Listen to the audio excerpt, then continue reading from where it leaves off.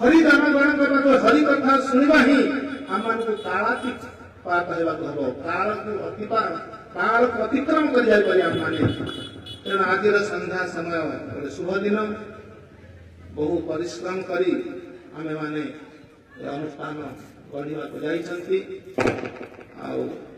आज आमे आम गण रे साधु मान को लाभ करिछे तार भितरे आमर महाराज ओम विष्णुपाद अष्टोत्तर सदस्य श्रीमद भक्ति विचार विष्णु गोसाई महाराज जे की समग्र विश्व प्रचार करि आछथि देश विदेश रे तांको पाइबा मध्ये दुर्लभ आ तांकरी संगलाभ करी आज हजार हजार जनता देश विदेश रे मध्ये समस्त उपकृत होइछंती जो माने मद्यप जो माने मांसाशी जो माने दुराचारी जो माने निंदुक निष्ठुर दुर्दय दुर्धांत समस्त लोक माने आज हरि कीर्तन करी हरे कृष्ण कृष्ण कृष्ण हरे हरे हरे राम राम राम हरे हरे कही निजे आनंद रे नृत्य करते अन्य मान नचौती जगत रे नाचिबाटा सहज नहीं भाई हरि को पाखरे हरि को पाई नाचिबा दुर्लभ ब्रह्मांड दुर्लभ वस्तु ये हरि को कीर्तन कर नाचिबा तेणु आज आम सम्मुख जहाँ लाभ करिछे तांको मुखर आम मानकर समय सौभाग्य नहीं किसी कथा श्रवण करवा आम समय नौनी एवं निवेदन करती से आपण मान किसी हरि कथा शुणवे समय हेलानी गौर प्रेमानंदे हरि हरि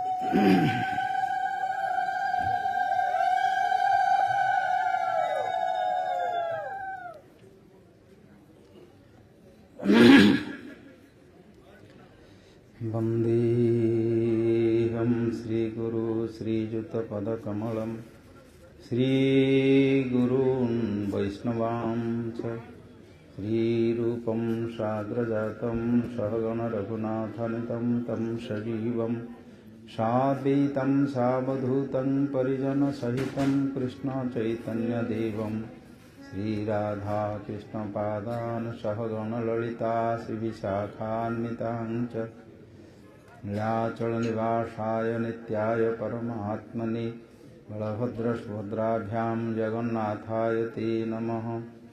त्वमादिदेव करुणानिधानं तमालवर्णं सुहृदावतारम् अपार संसार समुद्र सेतुं भजामहे भागवत स्वरूपम् नारायणं नमस्कृत्य नरं चैव नरोत्तमं देवीं सरस्वतीं व्यासं ततो जयमुदीरयेत् निगमकल्पतरोः गणितं फलं शुकमुखादामृतद्रवसंयुतं पिबत भागवतरसमालयन् मुहुरहो रसिकाः भुवि भावुकाः स्वर्गे सत्ये च वैकुण्ठे कैलासे नास्त्ययं रसः अतः पिबन्तु सद्भागाः मां मुञ्चति कहिरिचेत् श्रीकृष्ण चैतन्य प्रभु नित्यानंद श्री अद्वैत गदाधर श्रीवासादि गौर भक्तवृंद हरे कृष्ण कृष्ण कृष्ण हरे हरे हरे राम राम राम हरे हरे। श्री जगन्नाथ बलदेव सुभद्रा सुदर्शन जीव की जय। श्रीमद्भागवत महापुराण की जय। श्री श्री गुरु गौरंग गंधर्विका गिरिधारी जीव की जय। राधा गोविंद जीव की जय। लक्ष्मी नृसिंह भगवान की जय। जय जय ओम विष्णुपाद अष्टोत्तर महाराज की जय। सब पार्षद शिल भक्तन ठाकुर प्रभुपाद की जय। परंपरा की जय। अनंत कोटि वैष्णव वृंद की जय। श्रीपाद भक्ति शरण परमार्थी महाराज की जय। स्वरूप गोस्वामी महाराज की जय। भक्तानंद प्रभु की जय। समस्त ब्रह्मचारी वृंद की जय। भक्त वृंद की जय। बुढ़ाम्ब ग्रामवासी भक्त वृंद की जय। समस्त भागवत अनुष्ठान आयोजनकारी भक्त वृंद की जय। निताय गौर प्रेमानंदी विष्णुपाद परमहंस परिवार जगाचार्य वंदे स्तोत्र सतश्री बोल विष्णु विश्राम गुरु महाराज की जय।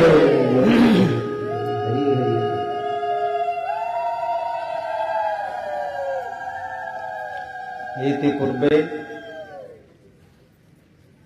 श्रीपाद भक्ति शरण परमार्थी महाराजंकर श्रीमुखरू भागवतर महात्मा विषय एवं भागवत कथा श्रवण शुणिबा तांकर स्मरण करिबा कीर्तन करिबा एवं सहयोग करी अनुष्ठान को अर्थ आकार हो बा शरीर आकार शरीर द्वारा हो किंबा मन रे भल पाइबा हो जेकोसी भाव रे जदि किछि न करि पारले देखि मध्ये जदि आनंद की होला ताहाले मध्ये से भागवतंकर कृपा को लाभ करि परि भगवत भक्ति को ए जन्म रे नले मध्ये आर जन्म रे से भगवान पाख को आसी श्री राधा गोविंद सेवा करी हरिनाम करी संसार उद्धार हेबार योग्यता लाभ करि परियो। ये अनुष्ठान एक कथार महात्मा से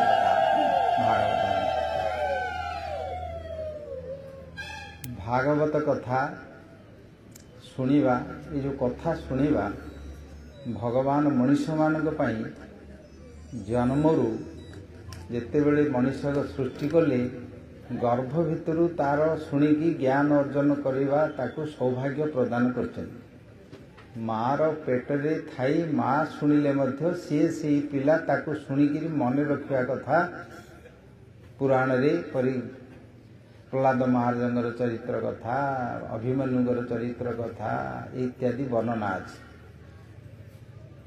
जन्म हेबा परे पिला गुड़िक मध्य शुण देखियो छोट पिला माने खेलुथिबे बुलुथिबे शो नथिबे राति रे तांकू गोटे कथा किछि कहिबो की कथा कौन सी गोटे स्टोरी माने चरित्र से राजा राणीकर हो कि भूत प्रेतंकर हो कि बाघ भालुंकर हो किंबा भगवानकर हो गोटे कथा जदि कहिबो ताहाले से पिला माने आसी चुपचाप शुणी एवं हाथ गोड़ तांकर पूरा स्थिर हो कान डेरिकी कथा शुणिबे कथा शुणु शुणु तुम जदि मझे बंद कर दो पिला कौन करेंगे बुझल जोगी भाया सब शुणिबे शुणुचुं तांकर कौन से समय अन्य किछि इंद्रिय मानकर योग्यता न थाए बालक क्रीड़ासक्त खेलिए बुलिए तांकर से प्रकार बुद्धि ज्ञान एवं योग्यता न थाए किंतु शुणिबार योग्यता थाए। मन रखन कौन स्वतंत्र भावे मनुष्य जीवन को मनुष्य शरीर रे भगवान व्यवस्था करचंदी एवं मनुष्य कौन करी ए संसार उद्धार होकर जीव भगवान कौन तांक पय व्यवस्था करचंदी जन्मर पूर्वरु जन्मरु एवं मृत्यु पूर्वरु एवं मृत्यु समय रे ये जो भगवान कर कथा जो माने श्रवण करिवे श्रवण करवाटी गोटे सुख जिनस कर्तुम सुसुखम अव्ययम भगवान पिलाटी जिते बड़े शुणुची सुखरे शुणुची ना दुखरे शुणुची सुखरे शुणिया सुख लगे किंतु मन ता सहित एमती निवेश हो आउ कौथिरे सेते मन ध्यान द्वारा किंबा जप द्वारा तपस्या द्वारा इत्यादि जेते अच्छी से मन से प्रकार अभिनिवेश हबनी ता भितर मजिबनी कथा शुणिले सी अन्य कथा भूलीजिव एवं कथार जो पदर अर्थ अच्छी अर्थर भाव अच्छी तार जो रस अच्छी को चरित्र को वर्णना करचंदी से चरित्र रे जे जो पात्र को वर्णना करचंदी तार गुण कौन से गुणर अनुवाद कौन तार फल कौन ये समस्त बुझीपर जापर एवं ज्ञान अर्जन कर पिला बेलू मनुष्य को भगवान देते ସେଥିପାଇଁ କର୍ଣ୍ଣ ଗୁରୁ ବୋଲି କୁହାଯାଏ।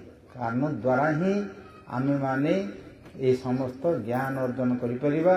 ଆଉ ଅନ୍ୟ ଯେତେ ଇନ୍ଦ୍ରିୟ ଅଛି, ଆଖିରେ ଦେଖିବା, ନାକ କାନ ପାଟି ଇତ୍ୟାଦି ସବୁ ଅଛି, ତାଦ୍ୱାରା କିନ୍ତୁ ହେବନି। ଯାହାର ଶୁଣିବାର କାନ ନାହିଁ, ଶୁଣିପାରୁନି, ଯେ ଦେଖିବ ଜନ୍ମରୁ ଯାହାର କାଲା ଥିବ ସେ କଥା ବି କହିପାରୁନଥିବ, ଆଉ ସ୍ମୃତି ମଧ୍ୟ କାମ କରୁନଥିବ। ଏ ତିନିଟି ଯାକ ଗୋଟିଏ ଲାଇନ୍ରେ ଅଛି, ଗୋଟିଏ କନେକ୍ସନ୍ରେ ଅଛି। ତାକୁ ଭକ୍ତିରେ ଆମର ଭାଗବତରେ ଶ୍ରବଣମ୍ କୀର୍ତ୍ତନମ୍ ସ୍ମରଣମ୍ ଏ ତିନିଟି କୁହାଯାଇଛି। ଏବଂ ଭାଗବତରେ ପରୀକ୍ଷିତ ମହାରାଜଙ୍କର ଯେଉଁ ପ୍ରଶ୍ନ ଥିଲା, ଏ ସଂସାର ଭିତରେ କିଛି ଯଦି ଜାଣିବା ବିଷୟ ଅଛି, ସବୁଠୁ ଗୋପନୀୟ ବିଷୟ ହେଉଛି ଯେ ମରଣ ପରେ କ'ଣ ହେଉଛି, ମରିଲା ପରେ କ'ଣ ହେଉଛି, ଆଉ ପୂର୍ବ ଜନ୍ମରେ ଜନ୍ମ ହେବା ପୂର୍ବରୁ କ'ଣ ଥିଲା, ଆଉ କ'ଣ ହେବ। ସମସ୍ତେ ଯାଇକରି ହାତ ଦେଖାଇ ଦେଉଥିବେ। କିଏ ଯଦି ଜୁଟିଲା କଥା କହିବାକୁ, ଜ୍ୟୋତିଷ ପୋତିଷ ଯଦି ମିଶିଲା, ଖଡ଼ି ଫଡ଼ି ପକାଇବାକୁ ହେଲେ ଆଗକିରି ଦେଖାଇଦେବେ, ମୋ ହାତଟା ଟିକେ ଦେଖ ବୋଲି, ମୋ ଖଡ଼ିଟା ଟିକେ ପକ ବୋଲି କହିବା। କାହିଁକି? ସମସ୍ତଙ୍କର ଏ ଗୋପନୀୟ କଥା ତାଙ୍କର ଜାଣିବା ପାଇଁ ଇଚ୍ଛା ଅଛି। ସବୁ ବିଷୟରେ ଅଛି। କାହାର କେଉଁ ବିଷୟରେ ଅଛି, କିଏ ବ୍ୟବସାୟ କରୁଛି, ମୋର କେମିତି ହେବ କି ନ ହେବ, କିଏ ନହେଲେ ବିବାହ କରି ହେଉଛି, ମୋତେ କେମିତି ଗୋଟେ ପତ୍ନୀଟେ ମିଳିବ କି ପତିଟେ ମିଳିବ, କି ନହେଲେ କେଉଁଠି ଚାକିରିଟେ ମିଳିବ, କି ନହେଲେ ପରୀକ୍ଷାରେ ପାସ୍ ହେବି କି ନାହିଁ, କେତେ ପ୍ରକାର ସବୁ ଯାହାର ତାର ଥାଉଛି। ତା ଭିତରେ ଯେଉଁ କର୍ମର ଗତି ରହିଛି, ସେ କର୍ମର ଗତି ଯେ ଗହନା ଗତି ଅତି ରହସ୍ୟମୟ, ଗୋପନୀୟମୟ, ପୂର୍ବ ଜନ୍ମରେ ହେଇଛି, ପରଜନ୍ମରେ କ'ଣ ହେବ, ଆତ୍ମାର କ'ଣ ସ୍ଥିତି, ତା ବିଷୟରେ ଏଇଟି ହେଉଛି ଅତ୍ୟନ୍ତ ରହସ୍ୟପୂର୍ଣ୍ଣ, ଗୋପନୀୟ ଏବଂ ଜାଣିବା ସହଜ ନାହିଁ। ସେଥିପାଇଁ ସମସ୍ତେ ସେଇଠି ଜାଣିବା ପାଇଁ ଇଚ୍ଛୁକ। ମଣିଷ ମାତ୍ରେ ଖାଇବା ପିଇବା ରହିବା, କିଏ କାହାକୁ ନେଲା, କ'ଣ କ'ଣ ଦେଲା, କ'ଣ କଲା, ଏଇଟା ଶୁଣିଦେବା, ଭୁଲିଯିବା। ସାଙ୍ଗେ ସାଙ୍ଗେ ନ୍ୟୁଜ୍ ଯେତେ ଶୁଣୁଛନ୍ତି, ସବୁବେଳେ ନ୍ୟୁଜ୍ ଶୁଣୁଛନ୍ତି, ସବୁବେଳେ ଭୁଲି ଯାଉଛନ୍ତି। ତାର ସାରାଂଶ କିଛି ନାହିଁ, ମନେ ରଖିବା କିଛି ଜିନିଷ ନାହିଁ। କିନ୍ତୁ ଏଇ ଯେଉଁ ଖବର ଯେଉଁ ଶୁଣିବେ, ଏଇ ଯେଉଁ ବିଷୟ ଶୁଣିବେ, ଇଏ ନିତ୍ୟ ସତ୍ୟ ଏବଂ ସୁଖକର, ଶାନ୍ତିପଦ, ତୃପ୍ତିକର ଏବଂ ଭକ୍ତି ମୁକ୍ତି ପ୍ରେମ ପ୍ରାପ୍ତିକର ଇଏ କଥା। ଇଏ ସାଧାରଣ କଥା ନାହିଁ। ଭଗବାନ ସ୍ୱୟଂ ଏହି ସବାଙ୍ଗମୟ ଅବତାର ରୂପରେ କଳିଯୁଗ ପାଇଁ ଭାଗବତରେ ପ୍ରବେଶ କରି ରହିଲେ। କଥା ରୂପରେ, ଶବ୍ଦ ବ୍ରହ୍ମ ରୂପରେ ରହିଛନ୍ତି। କୃଷ୍ଣ ସ୍ୱଧାମ ଉପଗତେ ଧର୍ମ ଜ୍ଞାନାଧି ସହ କଳଉ ନଷ୍ଟ ଦୃଶାମେଶ ପୁରାଣକୁ ଅଧୁନ ଉଦିତ। ଭାଗବତ ପ୍ରଶ୍ନରେ ଏ କଥା ବି କୁହାଯାଇଛି। ଯେତେବେଳେ ଭଗବାନ ନିଜର ଶରୀରରେ ଯେତେବେଳେ ସେ ପଳେଇଲେ ହେରି ସ୍ୱୟଂ ରୂପରେ ଧାମକୁ, ଗୋଲୋକ ଧାମକୁ, ବୈକୁଣ୍ଠକୁ, ସେ ସମୟରେ କଳଉ ନଷ୍ଟ ଦୃଶା, ଏ କଳିଯୁଗର ଲୋକମାନଙ୍କର ଜ୍ଞାନ ନଷ୍ଟ ହେଲା, ଦୃଶା ମାନେ ଚକ୍ଷୁ ନଷ୍ଟ ହେଲା, କ'ଣ କରିବେ କିଛି ଜାଣିପାରୁନାହାନ୍ତି। ଲୋକମାନେ କହୁଛନ୍ତି ପାଠ ପଢ଼ିବେ, କ'ଣ କରିବେ, ଗୋଟେ ଡାକ୍ତର ହେବୁ କି ଇଞ୍ଜିନିୟର ହେବୁ କି ନହେଲେ କ'ଣ ନେତା ହେବୁ କି ନହେଲେ କ'ଣ ହେବୁ, ଏମିତି ଗୋଟେ ମନ ମଣିଷ ଭାବିଥାଉଛନ୍ତି। କିଏ କ'ଣ ପାଇଁ ପଇସା ପତ୍ର ଟିକେ ଭଲ ମିଳିବ, ମିଳିଲେ ଖାଇ ପିଇକି ରହୁ, କିନ୍ତୁ ମରିବା କଥା ଚିନ୍ତା କରୁନାହାନ୍ତି। କ'ଣ କଲେ ମରୁ, ମରିଲେ କିନ୍ତୁ ଉଦ୍ଧାର ହେଇକି ଯିବୁ, ସେ ବିଷୟରେ କିନ୍ତୁ ଚିନ୍ତା ନାହିଁ, ସେ ବିଦ୍ୟା, ସେ ଜ୍ଞାନ ନାହିଁ। ହେଇକି ତ ମରିବେନି, ଡାକ୍ତର ହୁଅ କି ଇଞ୍ଜିନିୟର ହୁଅ କି ନହେଲେ ଆଉ କ'ଣ ଗୋଟେ ଯାହା କିଛି କର, କଲା ପରେ କ'ଣ ସେଟା କ'ଣ ରହିବ କି? ସେ ଚାକିରି ରହିବନି, ସେ ବିଦ୍ୟା ରହିବନି, ସବୁ ବୁଢ଼ା ହେଇଯିବ, ମରିଯିବ। ମରିବା ପରେ କ'ଣ ହେବ? ନିତ୍ୟ ଶାଶ୍ୱତ ସତ୍ୟ ସ୍ୱରୂପକୁ ପ୍ରାପ୍ତ କରିବା ପାଇଁ ସେ ବିଷୟରେ କିନ୍ତୁ ଲୋକମାନଙ୍କର ସେ ପ୍ରକାର ଜ୍ଞାନ ନାହିଁ, ବୁଦ୍ଧି ନାହିଁ, ଜିଜ୍ଞାସା ନାହିଁ। ଏଇ ଯେଉଁ ଭାଗବତରେ ଏଇଟି ମଣିଷକୁ ଦେଲେ ଯେ ଯାହାକୁ ଜାଣିଲେ ସତ୍ୟକୁ ଦେଖିପାରିବେ, ଜାଣିପାରିବେ ଏବଂ ପ୍ରାପ୍ତ କରିପାରିବେ। ଶୁଣିବେ, ଜାଣିବେ ଏବଂ ପ୍ରାପ୍ତ କରିବେ। ବୁଝିଲେ? ମିଳିବ ସତ୍ୟ, ସତ୍ୟ ସ୍ୱରୂପ ରହିବେ, ସତ୍ୟରେ ସତ୍ୟକୁ ଅନୁଭବ କରିବେ ଏବଂ ଅସତ୍ୟ ଭିତରୁ, ମାୟା ଭିତରୁ ମୁକ୍ତି ପାଇକି ଭଗବତ ପ୍ରାପ୍ତି କରି ଭଗବାନଙ୍କ ପାଖକୁ ଯିବେ। ଯେଉଁଠି ଆମର ଜନ୍ମ ଏଠି ନାହିଁ, ଆମର ଭାରତରେ ଓଡ଼ିଶାରେ ବା ଆମେରିକାରେ ଏସବୁ ଗାଁରେ ଆମେ ଯେଉଁ ବାର୍ଥ ଡେଟ୍ ବାର୍ଥ ପ୍ଲେସ୍ ଏମିତି ସବୁ ଆମର ପରିଚୟ ଅଛି, ଏଇଟା ବାସ୍ତବ ପରିଚୟ ନାହିଁ। ଆମର ବାସ୍ତବ ପରିଚୟ ହେଉଛି ସ୍ୱରୂପେତେ ସଭାକାର ଗୋଲ କେତେ ବାସ। ଆମର ଜନ୍ମ ହେଉଛି ସେଇଠି, ଆମେ ଆସିଛେ ସେଇଠୁ କାଳର ବଶରେ ମାୟାର ଦ୍ୱାରା ଆକର୍ଷିତ ହେଇକି ଆସି ଗୋଟେ ଗୋଟେ ଶରୀରରୁ ଗୋଟେ ଗୋଟେ ଶରୀର ଆସୁଛେ। ଏ ଶରୀରଟା କେମିତି ମିଳିଛି, ଏ ଶରୀର କଥା ଚିନ୍ତା କଲେ ଆମେ କହିବା ମା ପେଟରୁ ଆମେ ଜନ୍ମ ହେଇକି ଆସିଛେ, ଆଉ ଆମର ଏଇଠି ପରିଚୟ ବୋଲି ଭାବୁଛେ। ମା ପେଟରେ 9 ମାସ ରହିଲେ କି 10 ମାସ ରହିଲେ, ତା ପୂର୍ବରୁ ବାପା ଶରୀରରେ ଥିଲେ, ପୁରୁଷ ଶରୀରରେ, ସେଇଠି କେତେ ଦିନ ଥିଲେ କାହାକୁ ଜଣା ନାହିଁ। ସେଇଠୁ ତା ପୂର୍ବରୁ କ'ଣ ଥିଲେ, ବାପା ଶରୀର ତ ବାପା ହେଇଯାଉନି, ଜନ୍ମ ହରୁ ସେ ତ ବାପା ହେଉନି, ବାପା ହେବାକୁ ତାକୁ 20 ବର୍ଷ 25 ବର୍ଷ ଲାଗୁଛି। ଯୌବନ ଆସୁଛି, କନ୍ଦର୍ପ ଶକ୍ତି ଆସୁଛି, କାମ ଶକ୍ତି ଆସୁଛି, ତାର ବେଗ ଦ୍ୱାରା ଆତ୍ମା ତାର ଶକ୍ତି ଦ୍ୱାରା ବୀର୍ଯ୍ୟ ଦ୍ୱାରା ପ୍ରବେଶ କରିକି ତାର ପୁଣି ଆଉଥରେ ଗୋଟେ ଶରୀରକୁ ତିଆରି ହେଉଛି। କିନ୍ତୁ ବାପା ସେଠି ତିଆରି କରୁନି, ଜନ୍ମ କରୁନି, ସେଇଠି ତାକୁ ସୃଷ୍ଟି ନାହିଁ। ସୃଷ୍ଟି ତ ଭଗବାନ ସିଆଡ଼ୁ କରୁଛନ୍ତି। ଆମର ସ୍ଥାନ ହେଉଛି ବୈକୁଣ୍ଠ। ଯଦଗତ୍ୱାନ ନିବର୍ତ୍ତନ୍ତେ ତ ଧାମ ପରମଂ ମମ। ସେଇଠି ଆମର ଜନ୍ମସ୍ଥାନ, ଆମର ସେଇଠୁ ସୃଷ୍ଟି, ଆମର ରହିବା ସ୍ଥାନ ମଧ୍ୟ ସେଇଠି। ଏଇଠି ରହିବା ସ୍ଥାନ ନାହିଁ, ଏଇଟା ହେଉଛି ମରିବା ସ୍ଥାନ, ଏଇଟା ହେଉଛି ମର୍ତ୍ତ୍ୟ ଲୋକ। ଏଇଠି ଘର ଦ୍ୱାର କରିବା ପାଇଁ ଲୋକମାନେ ସମସ୍ତେ କରୁଛନ୍ତି, କିନ୍ତୁ ସେ ଘର ଦ୍ୱାରରେ ଆଜ୍ଞା ମରୁଛନ୍ତି ସେମାନେ। ରହିବା ବ୍ୟବସ୍ଥା ନାହିଁ ଏଇଠି ଜଗତଟା। ଏଇଟା ହେଉଛି ଗୋଟିଏ ଅନିତ୍ୟମ ଅସୁଖମ ଲୋକମ ଇମମ୍। ଏଇଟା ଗୋଟିଏ କର୍ମଭୂମି। ଏଇଠି କର୍ମ କର, ତମର ଅଭିନୟ କର, ତା ଏଇଠୁ ତମେ ଚାଲ, ଏଇଠି ରହିବ ଚାଲିବ। ନହେଲେ ଏଇଠୁ ଯଦି ମଣିଷ ଜନ୍ମରୁ ମୁକ୍ତି ନ ହେବ, ତାହେଲେ ଏଇ 84 ଲକ୍ଷ ଜଣ ଭିତରେ ଜନ୍ମ ହେଇକରି ତା ଭିତରେ ପୁଣି ଏଇ ଇନ୍ଦ୍ରିୟ ମାନଙ୍କର ଭୋଗରେ ପଡ଼ି ଆସକ୍ତି ହେଇକି ରହିବ ଏଇଠି। ତ ଆମର ପରିଚୟ ହେଉଛି ଆମେ ସେଇଠୁ ଆସେ। ଏ କଥା କିଏ କହିଛନ୍ତି? ଭଗବାନ କହିଛନ୍ତି। ଭଗବାନ ଏ କଥା କହିଛନ୍ତି। ଆପଣମାନେ ଭାଗବତ ପଢ଼ିଲେ ଶୁଣିବେ, ଭଗବତ ଗୀତାରେ ବି କହିଛନ୍ତି। ଭଗବାନ ଚରିତ୍ର କଥା ତିଆରି କରିକି ଯାଇଛନ୍ତି, ବୁଝିଲେ। ନିଶ୍ରେୟସାୟ ଲୋକାନାଂ, ଲୋକମାନଙ୍କର ମଙ୍ଗଳ ଲାଗି, ଆତ୍ୟନ୍ତିକ ଲାଭ ଲାଗି। ନୃଣାଂ ନିଶ୍ରେୟ ସାର୍ଥାୟ ବ୍ୟକ୍ତି ଭଗବାନ ରୂପ। ସେଇ ଭଗବାନ ମଣିଷମାନଙ୍କର ନିଶ୍ରେୟସ, ସବୁଠୁ ଅତ୍ୟନ୍ତିକ ତାଙ୍କର ଲାଭ ପାଇଁ ତାଙ୍କ ଭଳି ଗୋଟିଏ ବ୍ୟକ୍ତି ହେଇକି ଏଇଠି ଅବତୀର୍ଣ୍ଣ ହେଇ ସେଇ ଅବ୍ୟକ୍ତ ପୁରୁଷ, ଅବ୍ୟୟ ପୁରୁଷ, ଅଚ୍ୟୁତ ପୁରୁଷ ଭଗବାନ ପରମାତ୍ମା ପରବ୍ରହ୍ମ ବ୍ୟକ୍ତି ରୂପରେ ମାନୁଷ ଦେହମ ଆଶ୍ରିତ ଭଜତେ ତାଦୃଶୀ କ୍ରୀଡ଼ା। ଭଗବାନ ଯେଉଁ ସବୁ ଚରିତ୍ର ତିଆରି କରି ଯାଇଛନ୍ତି, ଲୀଳା ତିଆରି କରିଛନ୍ତି, ଯାହା ସୁତ୍ୱା ତତ୍ପର ଭବେ, ଯାହାକୁ ଶୁଣିବା ମାତ୍ରେ ଏ ସଂସାରରୁ ଏଇ ଯେଉଁ ମାୟାର ଆକର୍ଷଣ ରହିଛି, ଇନ୍ଦ୍ରିୟ ମାନଙ୍କର ଆକର୍ଷଣ ରହିଛି, ସେଇଥିରୁ ସ୍ୱତଃ ସିଏ ମନ ନିବୃତ୍ତି ହେଇଯିବ, ବିରକ୍ତି ପଳେଇ ଆସିବ, ଭଗବାନଙ୍କ ପ୍ରତି ଭକ୍ତି ପଳେଇ ଆସିବ, ଭଗବାନଙ୍କର ସାଧନ ପ୍ରତି ନାମ ପ୍ରତି ଆସକ୍ତି ପଳେଇ ଆସିବ ଏବଂ ଆନନ୍ଦର ସହିତ ସୁଖର ସହିତ ସେ ସନ୍ତୁଷ୍ଟ ସ୍ୱରୂପ ଏ ଜଗତ ଭିତରେ ନିବାସ କରିପାରିବ। ଭଗବାନଙ୍କୁ ସର୍ବତ୍ର ଭଗବାନଙ୍କର ବୋଲି ଦର୍ଶନ କରିପାରିବ ଏବଂ ଭଗବାନଙ୍କର ଭିତରେ ମୋର ଯେ ମୁଁ ତାଙ୍କର ସେବକ, ତାଙ୍କର ଦାସ ଦାସୀ ବୋଲି ଜାଣିପାରିବ।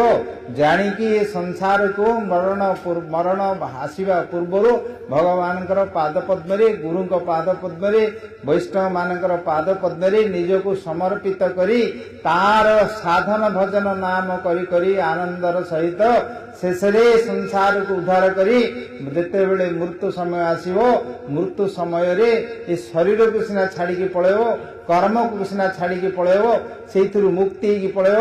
ମନ, ବୁଦ୍ଧି, ବିବେକ, ବିଚାର ଗୁଡ଼ିକୁ ଏ ସଂସାରର ବିଚାରକୁ ଛାଡ଼ି ଦେଇକି ଭଗବାନ ଶ୍ରୀ ରାଧା ଗୋବିନ୍ଦଙ୍କ ପାଦ ପଦ୍ମରେ ସେବା କିପରି କରିପାରିବ, ସେବାର କି କରିବାର ପରିପାଟି ଯାହା ଗୁରୁଙ୍କ ପାଖରୁ ଶିଖିଥିବ, କି ପ୍ରକାର ରାଧା ଗୋବିନ୍ଦଙ୍କ ପାଦ ପଦ୍ମରେ ତୁଳସୀ ଦେବୀ, ଚନ୍ଦନ ଦେବୀ ତାଙ୍କୁ ଗୀତ ଗାନ କରିକି ଆନନ୍ଦ ବିଧାନ କରିବି, ତାଙ୍କର ସେବା କରିବି, ଏ ପ୍ରକାର ଯୋଉ ମନ ଭିତରେ ଶିକ୍ଷା କରି କଳା କୌଶଳ ବିଳାସ ଦ୍ୱାରା ଯୋଉ ସଙ୍ଗୀତ କୀର୍ତ୍ତନ କରିକି ଭକ୍ତମାନଙ୍କ ପାଖରୁ ଶିଖିଥିବ, ସେତେବେଳେ ଭଗବାନଙ୍କ ପାଖରେ ଯାଇକି ସଙ୍ଗୀତ କୀର୍ତ୍ତନ କରି ଆନନ୍ଦ କରିବ।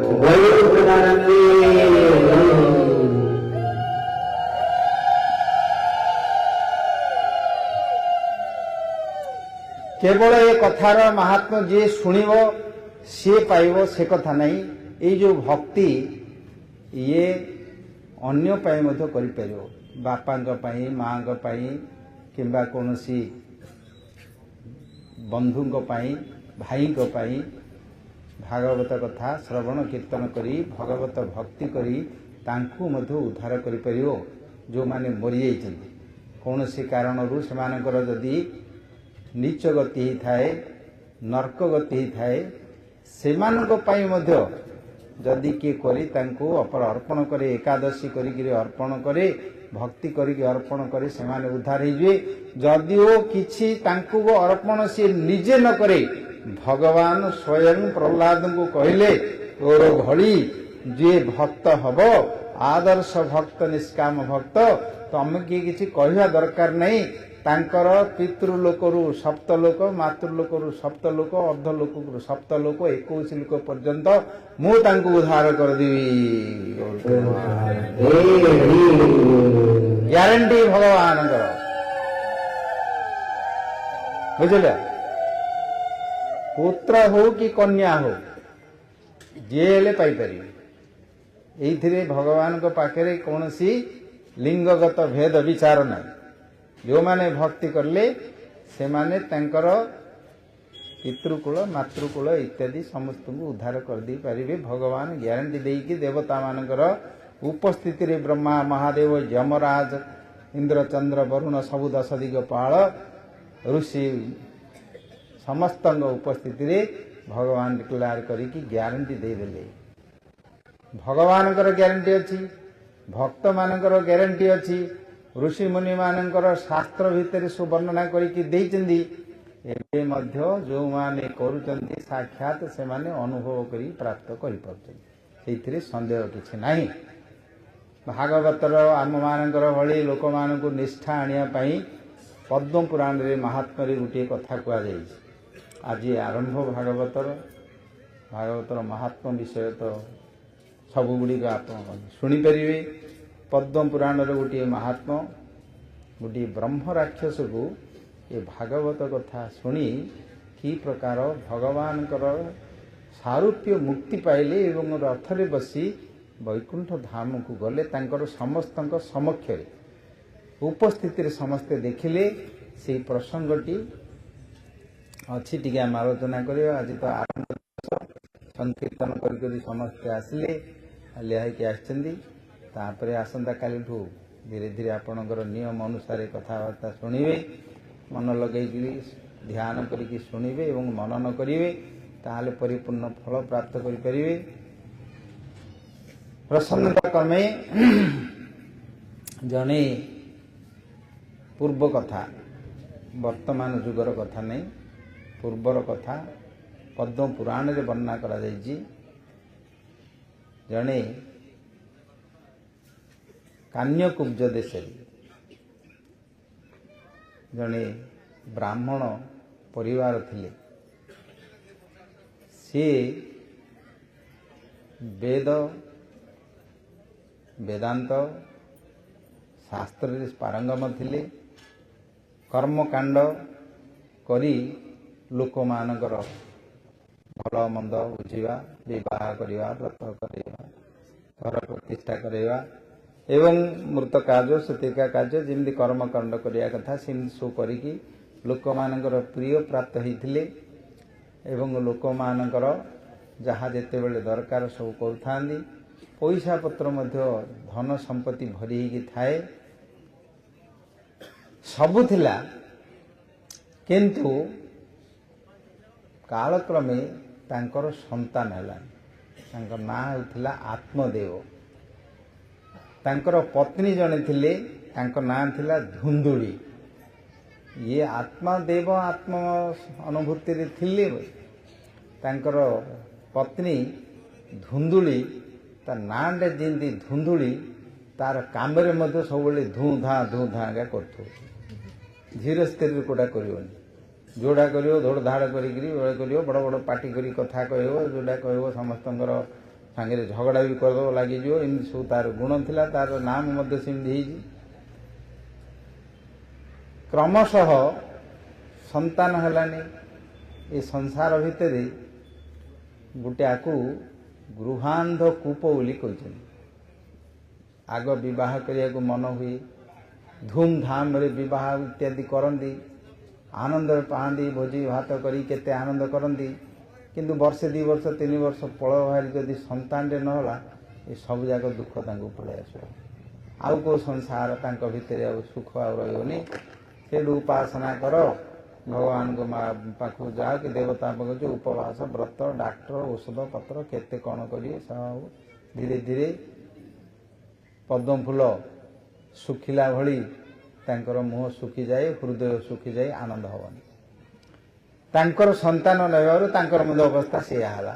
ସବୁ ଅଛି, ଧନ ସମ୍ପତ୍ତି ଅଛି, ଲୋକ ସମ୍ମାନ ଅଛି, ସବୁ ଅଛି। ଯିଏ ଗଲେ ପଚାରିବେ, ଯିଏ ହେଲେ ବୁଝିବେ ସନ୍ତାନ ହେଲା କି ନାହିଁ।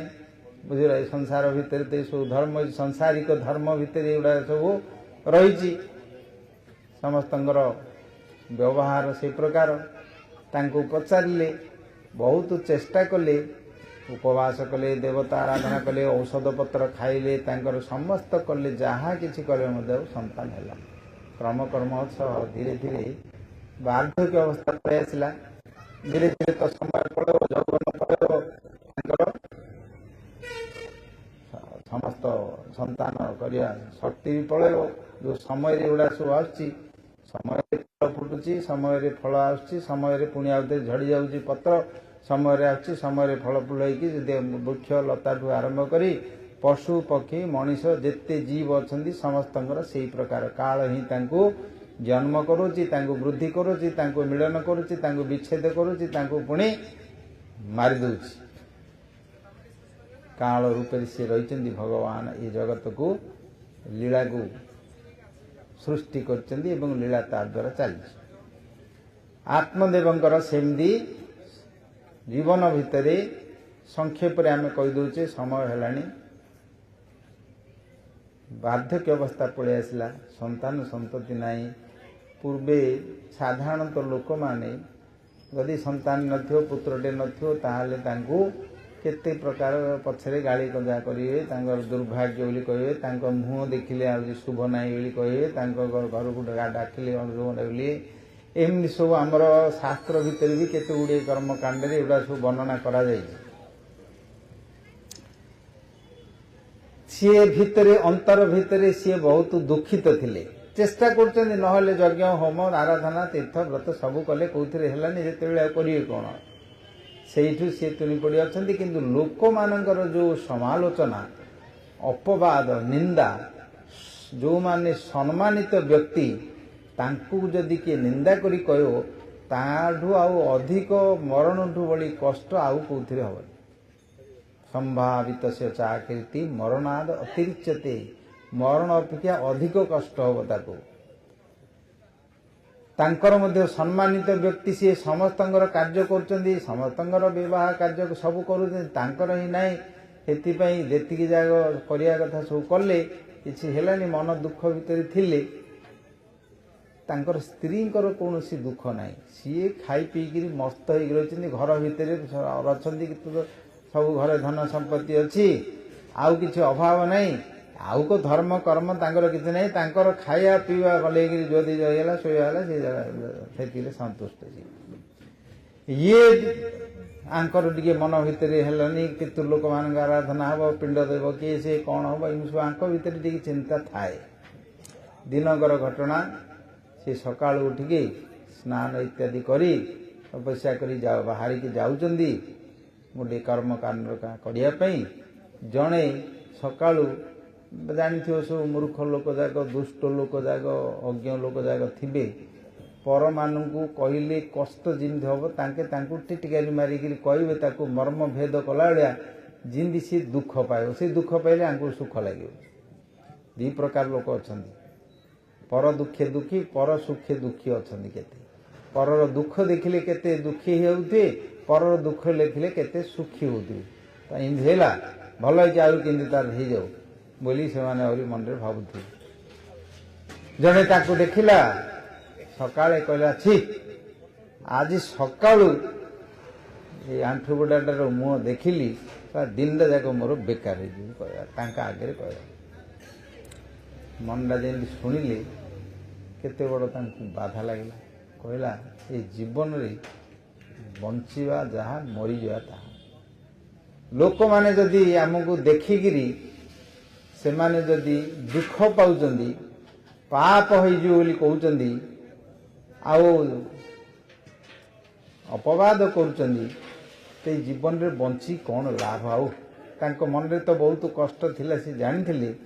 କିନ୍ତୁ ଏଇ ଲୋକ ଅପବାଦ ରୂପକ ବାଣୀ ରୂପକ ବାଣ ଯେତେବେଳେ କର୍ଣ୍ଣ ଭିତରେ ପ୍ରବେଶ କରି ତାର ବୁଦ୍ଧି, ତାର ମନ, ତାର ବିଚାର ବିଷୟକୁ ଭେଦ କରି ଆତ୍ମା ପର୍ଯ୍ୟନ୍ତ ମର୍ମକୁ ଯେତେବେଳେ ବାଧେ, କାହିଁକି ଆଉ ଯେତେ ଇନ୍ଦ୍ରିୟ ମାନେ ଅଛନ୍ତି ସେତେ ବାଧା ହବନି, କଥା ଦ୍ୱାରା ଯେତିକି ବାଧା ହବ, କଷ୍ଟ ହବ, ହୃଦୟରେ ମର୍ମକୁ ଯାଇକି ପହଞ୍ଚିବ। ସିଏ ଆଖିରେ ଦେଖିଲେ, ନାକରେ ଶୁଙ୍ଘିଲେ, ପାଟିରେ ଖାଇଲେ, ହାତରେ ସ୍ପର୍ଶ କଲେ, ଆଉ ଯେତେ କର୍ମ ଅଛି ଏତେ କର୍ମ ଏତେ ତାକୁ କଷ୍ଟ ଦେବନି, ଭିତରକୁ ତାର ଆତ୍ମା ପର୍ଯ୍ୟନ୍ତ ପହଞ୍ଚିବନି, ମର୍ମ ପର୍ଯ୍ୟନ୍ତ, ଯୋଉଠି କଥା ଦ୍ୱାରା ତା ଉପରେ ଶବ୍ଦ ଦ୍ୱାରା ଯେତିକି ପ୍ରଭାବ ପଡ଼େ।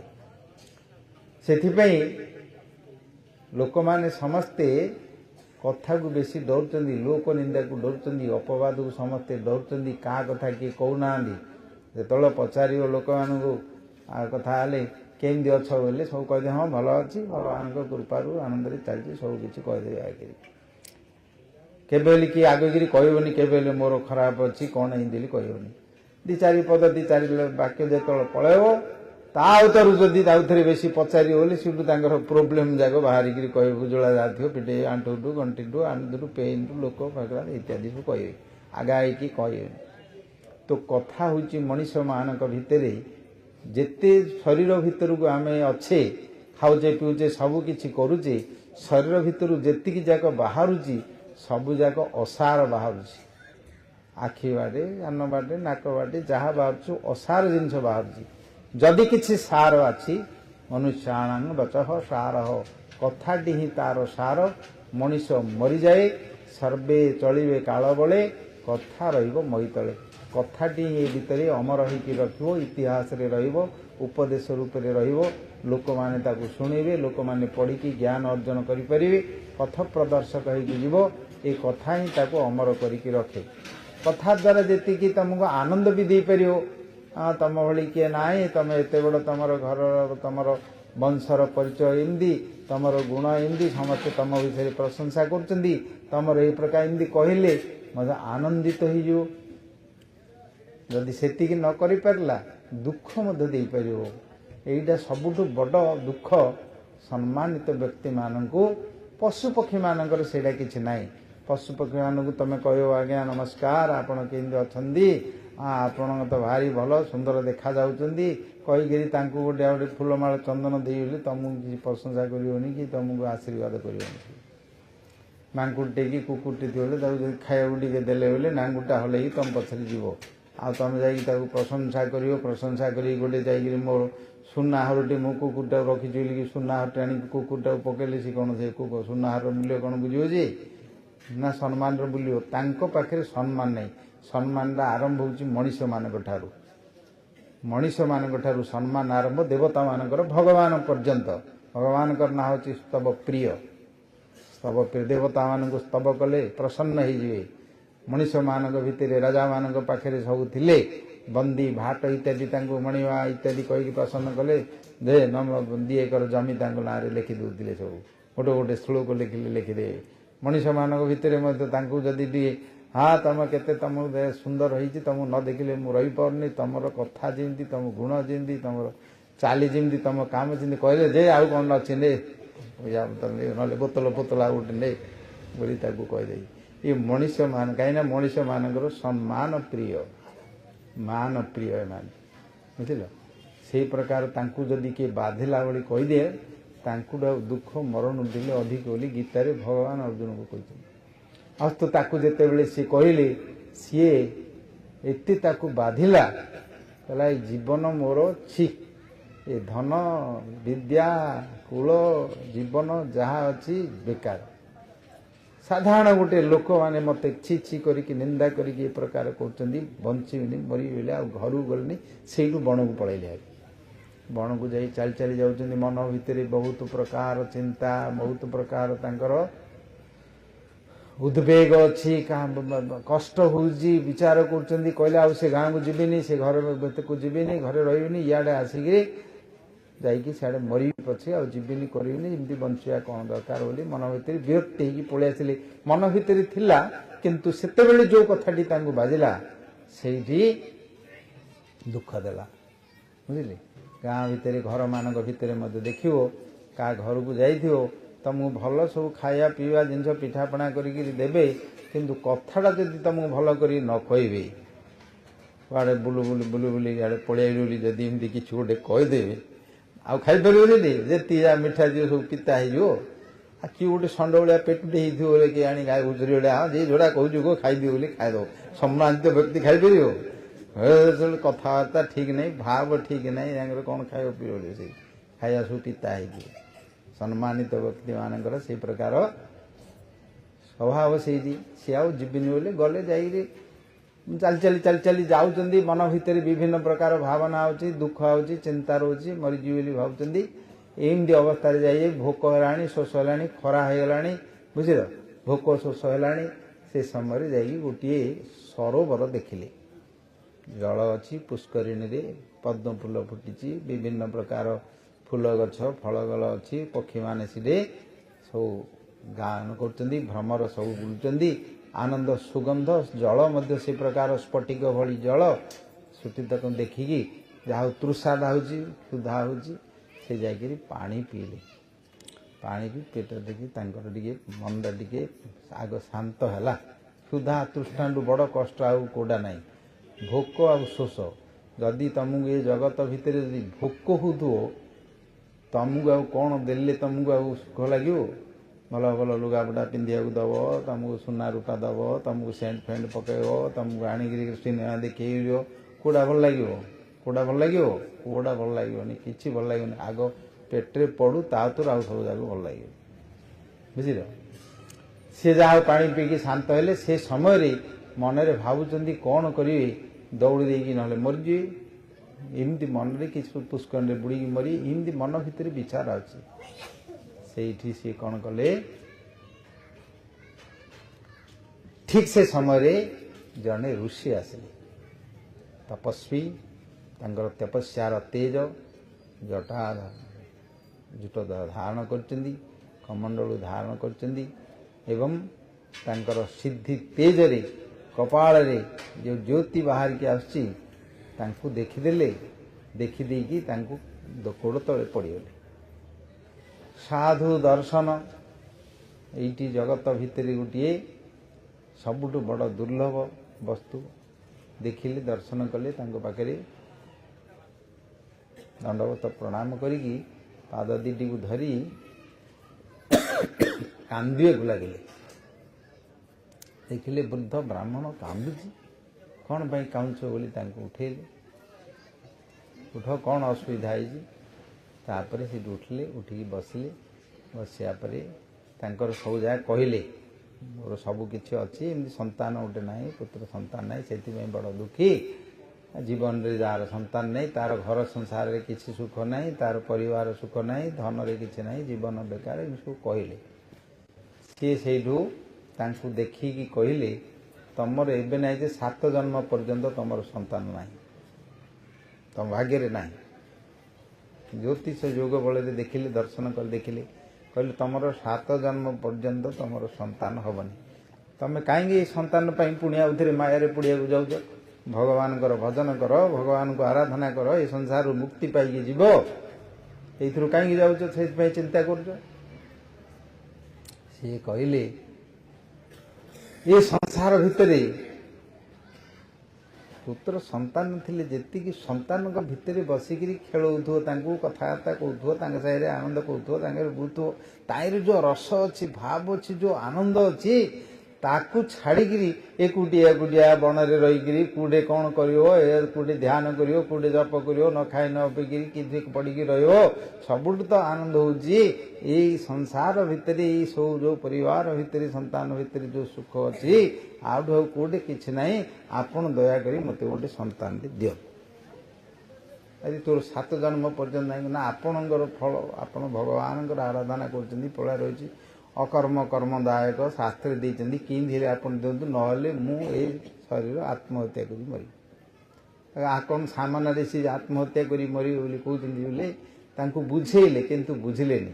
ଶେଷରେ କହିଲେ ୟାର କାମନାଟି ଅଛି ଏଇଥିରେ ଏଇଟା ମିଳିଲେ କା ଇଏ ୟାର ସନ୍ତୁଷ୍ଟ ହେବ ନହେଲେ କିଛି ବୁଝିପାରିବନି। ମନେ ଭାବି ସେ ତାଙ୍କ ତପସ୍ୟାରୁ ଗୋଟେ ଫଳଟେ ଦେଲେ। ସେ ଫଳଟି କହିଲେ ତୁମେ ନିଅ ତମ ସ୍ତ୍ରୀଙ୍କୁ ଦିଅ ଠିକ୍ ସମୟରେ ତୁମର ସନ୍ତାନଟିଏ ଉତ୍ପନ୍ନ ହେବ ପୁତ୍ରଟିଏ ଜନ୍ମ ହେବ। ଧିନ୍ଦି ଦେଖିଦେଲେ ଫଳଟିକୁ ପାଇଲେ ଆନନ୍ଦରେ ବୁଲୁଛୁ ଡେଇଁ ଡେଇଁକି ପଳେଇ ଆଇଲେ ଆଉ ଗାଛ ଲାଗିଲାନି ପଳେଇକି ଯେଉଁ ପୁନର୍ଜୀବନ ପଳେଇଲା ଯେତେ ତପସ୍ୟା ଥିଲେ ଔଷଧ ଖାଇଥିଲେ ଯାହା କିଛି କରିଥିଲେ ସବୁ ଜାଗାରେ ଆଉଥରେ ପୁନର୍ଜୀବନ ପଳେଇଲା ଆଶା ପଳେଇଲା ଦୌଡ଼ିଦୌଡ଼ି ପଳେଇ ଆସିଲେ ଘରେ ଆସି କହିଲେ ଧୁନ୍ଦୁଳି ଆମର ଜୀବନ ପରିବର୍ତ୍ତନ ହେଇଗଲା। ବୁଲି ବୁଲି ମୁଁ ଯାଇଥିଲି ଏମିତି ଘଟଣାଟା କହିଲେ ଏଠି ଫଳଟି ଧରି ଆଣିଛି କରିଛନ୍ତି ତୁମେ ଖାଅ ଆଉ ଋଷିଙ୍କ କୃପାରୁ ଆମର ପୁତ୍ର ସନ୍ତାନ ହେବ। ସେ କହିଲେ ହଁ ବଢ଼ିଆ ହେବ ଆମେ କେତେ କ'ଣ କଲେ ଆମକୁ ସନ୍ତାନ ହେଲାନି ଏବେ ଆଣିବ ଭଲ ବୋଲି କହିଲା କହିକିରି ଫଳଟିକୁ ନେଲା ପରେ ସିଏ ସେଇଠୁ ବିଚାର କଲା ନେଇକିରି ଖାଇଲା ବେଳକୁ ଦେଖିଲା ତୁ ଯଦି ଖାଇଦି ଇଏ ଫଳଟା ଯାଇକିରି ମୋ ପେଟରେ ଆଉଥରେ ବଡ଼ ହେବ ସେଇଠି ଯାଇକି ପେଟଟା ମୋର ଫୁଲିଯିବ। ଦେଖୁଛି କେତେ ଲୋକ କେତେ କଷ୍ଟ ପାଉଛନ୍ତି ତାଙ୍କର କାମ କରିପାରୁନାହାନ୍ତି ଉଠି ପାରୁନାହାନ୍ତି ବସି ପାରୁନାହାନ୍ତି କେତେ କାନ୍ଦୁଛନ୍ତି ଦୁଃଖ ପାଉଛନ୍ତି। ମୋତେ ସେମିତି ଦୁଃଖ ହେବ ମୁଁ ସୁକୁମାରୀ ପିଲାବେଳୁ କେବେ କେମିତି କଷ୍ଟ ପାଇନି ଏତେ ବଡ଼ କଷ୍ଟ ହେବ କିଏ ମୋର ସମ୍ଭାଳିବ ବୋଲିକିରି ଭୋ ମୋ କରିକିରି ବୋଉଲ ମୋର ବୋଲି ରଡ଼ି ଛାଡ଼ିଲା। କି ବିପତ୍ତି ଆସି ମୋତେ ପଡ଼ିଲା ମୁଁ ତ ଠିକରେ ଥିଲି। ତା ନାଁଟା ଧୁନ୍ଦୁଳି ବୁଝିଲ।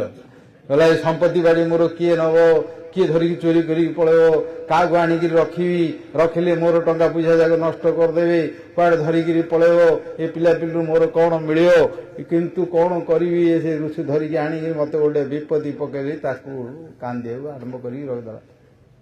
ଠିକ୍ ସେ ସମୟରେ ତାଙ୍କର ଭଉଣୀ ଗୋଟେ ଆସି ପହଞ୍ଚିଲା ସାନ ଭଉଣୀ ତାର 5ଟା ପୁଅ ମାନେ ସନ୍ତାନ ବେଶୀ ଅଛି 5-7ଟା ସନ୍ତାନ ଅଛି ଆଉ ଗୋଟେ ମଧ୍ୟ ତାର ଠିକ୍ ଗର୍ଭ ଆରମ୍ଭରେ ଅଛି।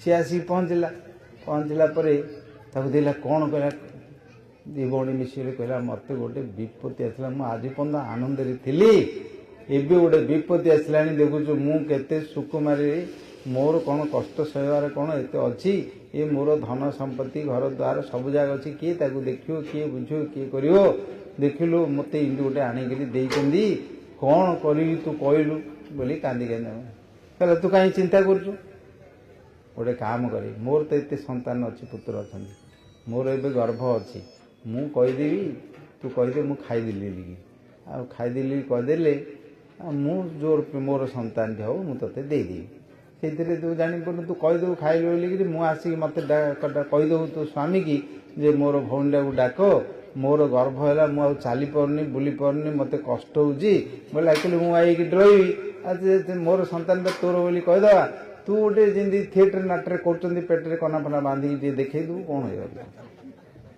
ନାଇଁ ସିନେମା ଫିନେମା ଦେଖିବ ଗୋଟେ 3 ଘଣ୍ଟା ଭିତରେ ତାଙ୍କେ ବିବାହ ହେଇ ପଡ଼ୁଛନ୍ତି ପିଲା ଜନ୍ମ କରିଦେଉଛନ୍ତି ସବୁ ହେଇଯାଉଛି ତାଙ୍କର ସେ ଥିଏଟର ନାଟ କଲାବେଳେ କରିଦେବା ଦେଖିଗଲା ହଁ ନାୟିକା ତାଙ୍କର ବୁଦ୍ଧି ତ ଅଛି କରିବା ପାଇଁ 2 ଜଣ ଯାକ ରାଜି ହେଇଗଲେ।